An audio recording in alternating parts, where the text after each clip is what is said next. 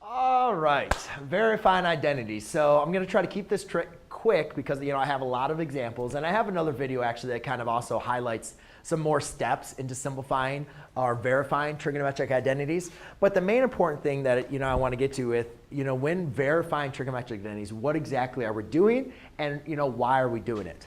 So again, if just to go through as a real quick as far as identity versus conditional statement. Identity, we're trying to prove that the left side is equivalent to the right side.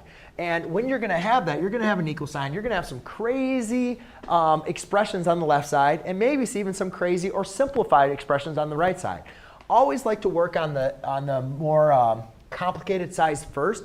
But again, what we're trying to do is we're trying to pretty much, just like in the previous course that I worked on as far as simplifying trigonometric expressions, we're really looking into simplifying one side so that it's in the same form as the other side of the equation. And if we can show and prove that both sides are equal, even though they might start in different forms, we have verified the identity. And the reason why we've verified identity, because all an identity is an equation that is equal when our variables, or for either any variable that we're going to use. For instance, tangent of theta equals sine over cosine. That's an identity because it doesn't matter for what value I choose for my theta. We know that this is always going to be true. And you're going to be working on some more problems that all I want you to do is, when we look at it, and this is kind of a broad range because I get a little bit more specific in another video.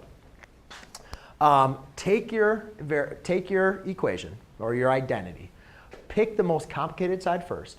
Work on applying the operations and look for your algebraic operations you can apply. Look for which identities you can apply that are going to help you substitute in for values that will help you eliminate terms, convert them to the common terms of what else is on the other side. And just keep on working and keep on trying things until you get a simplified version on your left side and the right side that are exactly the same. And therefore, you'll have an identity verified. So there you go, ladies and gentlemen. That is just a quick little brush run into how to verify your identities. Thanks.